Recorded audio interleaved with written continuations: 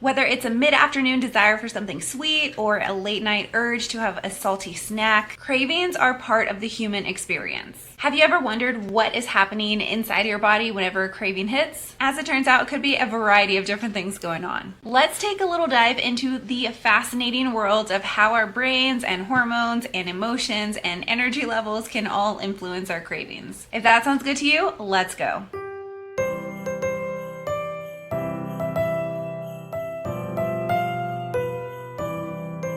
Hi folks, welcome to my channel, or welcome back. My name is Kat. I'm a licensed registered dietitian nutritionist, and on this channel I like to talk about weight inclusive and weight neutral focused approaches to health, as well as diving into scammy and, in my opinion, unethical nutrition related businesses, products, mostly nutrition related MLMs, and other fear mongering nutrition related claims. Now in today's video we're just talking about cravings, because this time of year cravings are a lot, especially this time of year. Questions about cravings and not only why they're happening, but what to do when we do have those cravings. If you only have one takeaway from this video, I want it to be that you don't have to willpower yourself out of cravings. And that cravings can be an opportunity to learn more about yourself, learn more about what's going on, maybe some things that your body is picking up that you might not be fully aware of. So it's an opportunity to get to be more aligned with your body and really grow in the skill of body attunement, which is very important and part of the overall intuitive eating framework as far as like skill building goes. So even though they can be frustrating and they can feel a little bit overwhelming, it is an opportunity to get to learn a little bit more about what's going on in either the environments or with your body, or maybe a mixture of multiple different things. So food cravings are often driven by a variety of different factors. It really just depends on the individual and that time that they're having that craving. They could have sometimes where it's multiple factors, and other times it might be just one or two factors. This is one of the reasons why when I see specific supplements, especially a lot of nutrition related MLMs like to have this kind of supplement that targets sugar cravings, or the distributors will say that it eliminates sugar cravings, and that is much too much of an overumbrella term because of the vast or the wide variety of reasons why they can happen in the first place. So some of those factors include psychological reasons, physiological reasons, so like how the body is working, so like brain chemistry or hormone fluctuations. Could also be sensory influences, cultural and social factors, the overall environment, or it could also be related to food intake, lifestyle, sleep patterns. So there's not just one reason why cravings happen. So let's dive in on those and expand those a little bit, because determining the root whenever you are wanting to build that skill of that body attunement and learn where those cravings are coming from, that determines the best course of action for how to approach those cravings. Each of those various factors can have different roots and different approaches to handling that craving. And before we dive into food cravings, very briefly, I wanted to touch on food addiction. If you want a more in-depth video about food addiction, I will leave a link up in the cards and down below. It is a very controversial kind of thing, but when you talk to mental health professionals and looking at the research, it doesn't meet like the criteria for traditional kind of addictions like to substances. And certainly people sometimes do feel like they have an addictive like response towards their cravings, but again, most of the research and the experts say that it stems from a mixture of like psychological reasons, physiological reasons, and environment, rather than an addiction in like a traditional sense. So check out that video if you want more information on food addiction. All right, so back to cravings. Let's talk about physiological reasons why cravings might happen first. In our brain, the reward system can be activated when we're consuming foods, and those can help us feel good in the moment while we're eating those foods. And that can lead us into kind of patterns or habits where we want to seek that kind of response. Another physiological factor could be also our hormone levels,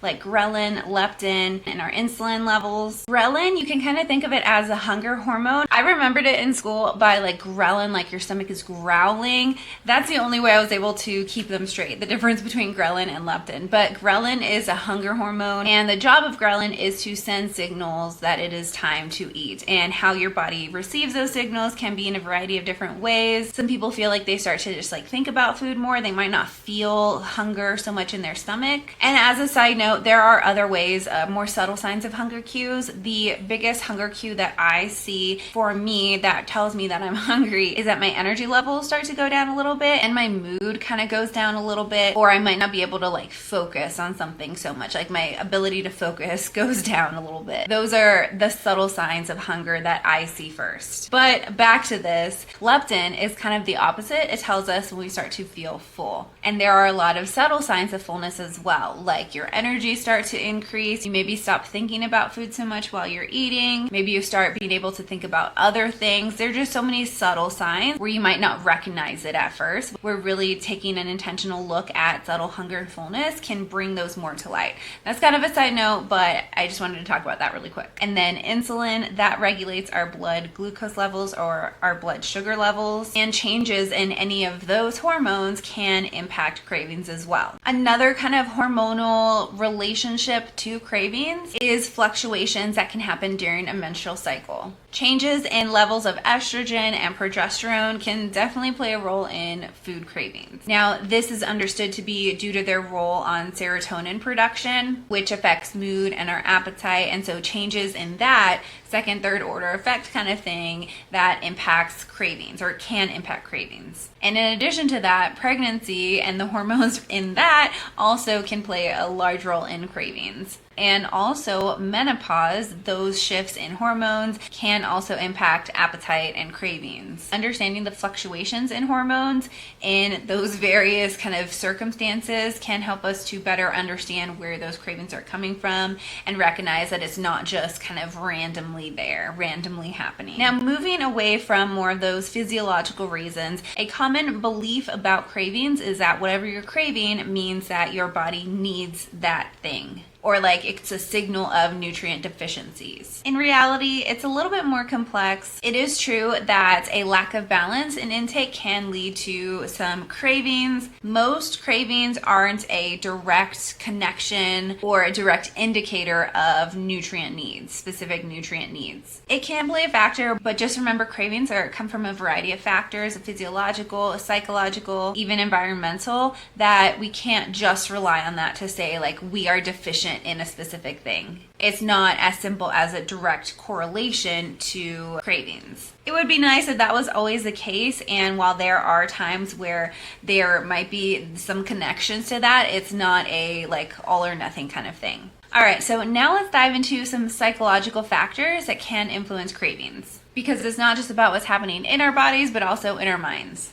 Emotions can play a significant role in our food preferences or our food cravings. Feelings like stress, boredom, sadness, anger, frustration, those can trigger cravings for foods to provide some kind of comfort or release from those very strong feelings, even if those feelings haven't been identified for that person. When we're happy, we might crave more like celebratory foods, or when we're sad, we might crave more comfort foods. Those could also be the same foods. Understanding this connection can really help us learn more about ourselves, especially when we are experiencing more like heightened emotions. Especially stress. Stress seems to have a very large impact on cravings. And that also kind of ties in not just psychologically, but on the physiology side as well. If we see an increase in cortisol levels or like stress hormones, we can see that various factors that physiological and psychological, they kind of work together and make those cravings even more powerful. So when we are able to kind of identify various emotions, like acknowledging them, that can help us to better understand where those cravings are coming from, that they're not just like random cravings that are popping up.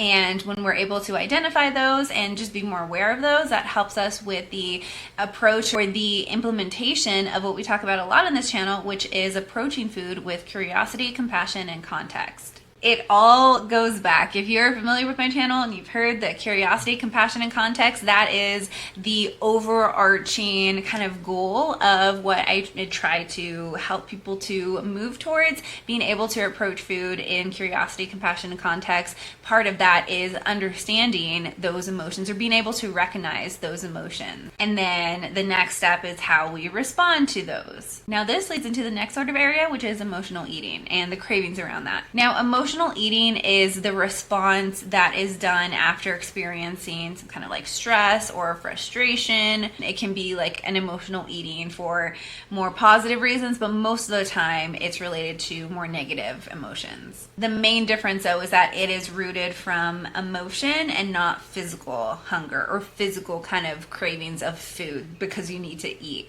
And you can have those both at the same time, but they're also different. You can have one or the other or both. Now, a very important thing to remember is that emotional eating is neutral. It is neither like morally good or bad. It is just neutral. It's just a thing. And the approach to it, whether you should do it or you shouldn't do it, it really comes down to what it's doing. Like if it's supporting you, if it's helping you to overall have body kindness, that kind of helps to make decisions in like how to approach it. So if emotional eating is causing more harm than good, the cons are outweighing the pros, and that is a good sign, a good indicator that it might be something worth digging into a little bit more and seeing if there are other approaches or other things to be a little bit more kind to our bodies. So like developing healthy alternative strategies for handling that kind of emotional consumption or emotional eating. Remember, it is completely normal. It is morally neutral to emotionally eat. It's more about recognizing patterns, and learning to recognize that and approach that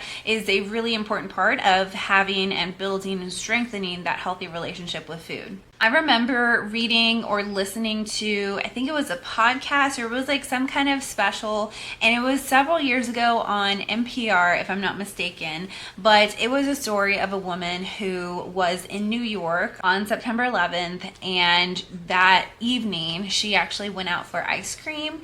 And it wasn't until, I believe that was a story, if I'm mistaken a little bit, it's been a while, but the gist of it was that she was in New York on September 11th, and later, either that evening or the next day, she went to get ice cream. And she did not normally consume ice cream, if I'm remembering correctly. And so she recognized a little while later, like her craving for ice cream in that time was related to the emotions that she was feeling.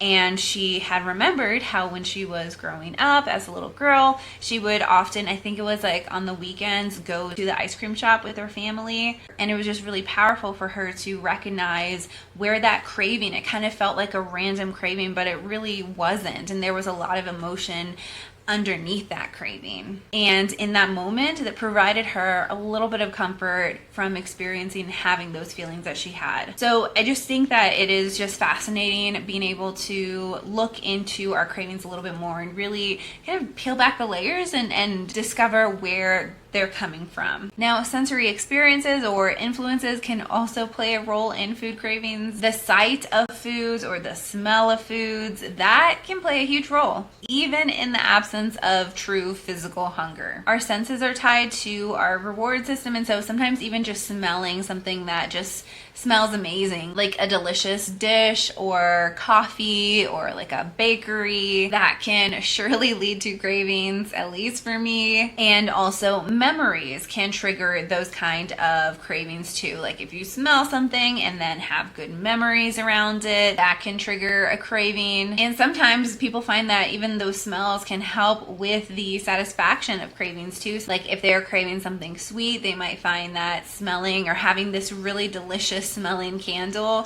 can like almost be as enjoyable as eating that food that they weren't physically hungry for. So like understanding those sensory aspects and how they relate to food cravings can also help with the approaches and how to handle that. Cultural and social factors or influences can also play a role in cravings. The foods that have deep cultural or familial backgrounds, that can really shape our preferences down the line and our current preferences. For example, if someone grew up with a lot of spicy foods, they'll probably still be a fan of including spicy foods regularly. Peer groups or social environments can play a role as well. A really basic example is, I think of when I'm with like my dad's side of the family. There's a large side of the family, and growing up we typically would only meet together around like the holidays, and there would be a lot of food as well. Lots of tamales, menudo. I'm not a fan of menudo. The texture, it just does not work for me, but the smell of it, I have a craving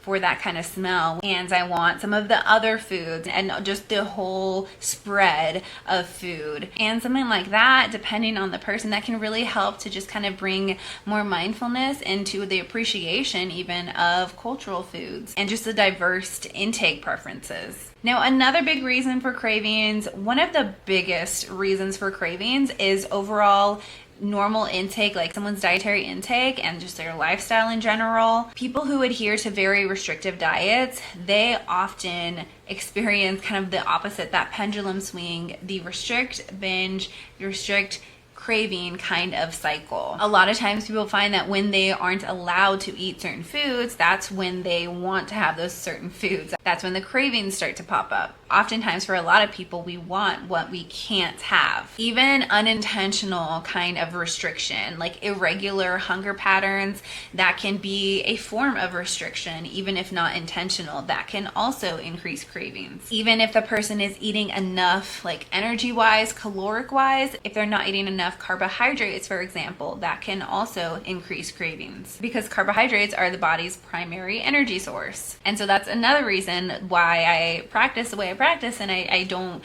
recommend people to be on these kind of diets, these kind of programs that tell them what they can eat and what they can't eat. Now, this excludes medical nutrition therapy, and that's what makes medical nutrition therapy sometimes really challenging for people, especially in the field of digestive health, where sometimes they might need to refrain from eating a certain thing because of medical reasons. Now, that calls for a different kind of approach, and I've been wanting to do a video specifically on that when it comes to medical nutrition therapy. So if that is something that's interesting to you or of interest to you, then let me know in the comments.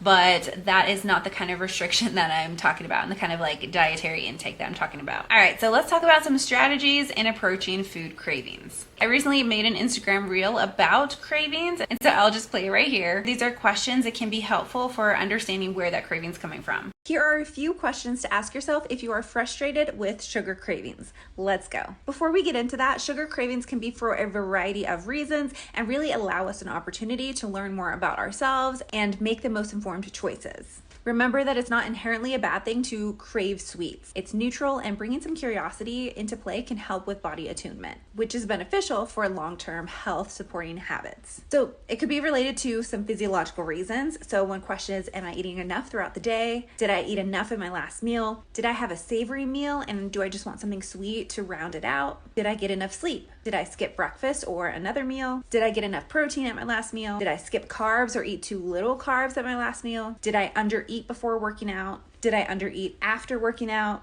Was my workout more intense than normal? Or it could also be related to more psychological reasons. Have I been working without a break? Am I operating under dietary restriction, unnecessary rules? Am I missing some much needed relaxation, downtime? Am I more stressed than normal? When I am able to relax after a stressful day, is that when the cravings come? Overall, these provide so much more guidance and support in a healthy relationship with food rather than just cutting sweets out altogether. Like and follow for more tips on sports performance, physical well-being, and a healthy relationship with food. Now, another reason why cravings can happen is that there might be some imbalance in the stimulation of our taste buds. So sometimes we have meals that are very savory, maybe a little bit salty, might have a little bit of bitter in them, maybe some sour, some lemon juice on there or something. But if there is not some kind of sweetness to kind of round it out, that can sometimes lead people into experiencing a kind of sweetness craving. Or if they're having something that is very sweet, they might crave something that is then a little bit more savory for more of that sensory balance and taste bud stimulation. So sometimes people are experiencing that after consuming a hearty meal, savory meal. I'll recommend them to include some kind of fruits, or maybe a sweet potato with some cinnamon on there, or some apples with some cinnamon, or just some kind of sweetness into the meal, building it into the meal. And oftentimes we see a reduction in those sweet cravings post-meal. Now, another way of approaching cravings is to be just really mindful, bring your whole self to the eating situation, paying attention to the texture, the flavors, the mouthfeel, maybe taking a little bit more time to eat. I know that's not always practical, and trying to recognize like where your hunger and fullness levels are at, and also also making sure that if you have large stretches of time where you're going to be excessively hungry, if your time from getting from work to home to making dinner and eating dinner is a long stretch, it's okay to have a snack to hold you over. It's okay to have a snack right before you leave work, or have a prepared snack already ready for you whenever you come into the door. You don't have to wait for dinner and like intensify those cravings. You can have a little snack, you can have something to hold you over and to give you a little bit more energy and to help you to feel a little bit better rather than trying to just hold off until dinner. Also, sticking to regular scheduled eating can be helpful. So sometimes people might need to set timers or have kind of just very simple meals that give them some kind of protein and fiber-rich carbohydrate and fat, something to hold them over and to really balance those hunger and fullness hormones and their blood sugar levels. That can also really help in managing those kind of cravings. And also making sure that you are well hydrated, whatever that looks like. It doesn't have to be plain water. Certainly it can be, but it doesn't have to be. Hydration can also play a role in cravings, or lack of hydration can. So just having some kind of beverage you can kind of sip on throughout the day. Sometimes people find that that also helps with the approaching of cravings. Now, if you have kind of taken all of these things into consideration, like sometimes you just have a craving for a food. It doesn't mean that like you're tired or you haven't had enough protein or you aren't hydrated or you're emotional or anything. Like sometimes you just have a craving. That is okay. Enjoy that food. Be present. Bring yourself to that. Savor it. Enjoy it. It is okay. Sometimes when we have or we choose more like healthy options, it doesn't satisfy that craving. So like having that food, the original craving, that is okay too. So as we wrap up, just remember that cravings are complex. They can be complex. They can come from a variety of different factors, or they can be influenced from a variety of different factors. If you are frustrated about cravings, just spend a little bit of time of the reflection on maybe trying to figure out where that's coming from. Be present with your food, understand your body signals. That is a skill that there's a lot of skills within that. I'm saying it as kind of like, this is what it is, but the skill building behind it is one of the reasons why I do what I do. The implementation of it, it can take time for some people. Just developing the self-awareness of where the cravings are coming from, that can be a journey, one step at a time. Also, remember, food is not just nourishment, it is joy and connection as well. If you're interested in more of the application piece, that is one of the reasons why I created the Unlock Nutrition and Food Freedom community. I created that for accessibility and application of practices that support a healthy relationship with food. And so if you want more information about that, check the description box down below. That wraps it up for this video. Thank you so much for watching. Please leave a like if you haven't already, and make sure you're subscribed. I would greatly appreciate that, only if you want to. And remember, you can strive for health without purchasing a craving supplement or subscribing to diet culture. I'll see you later. Bye.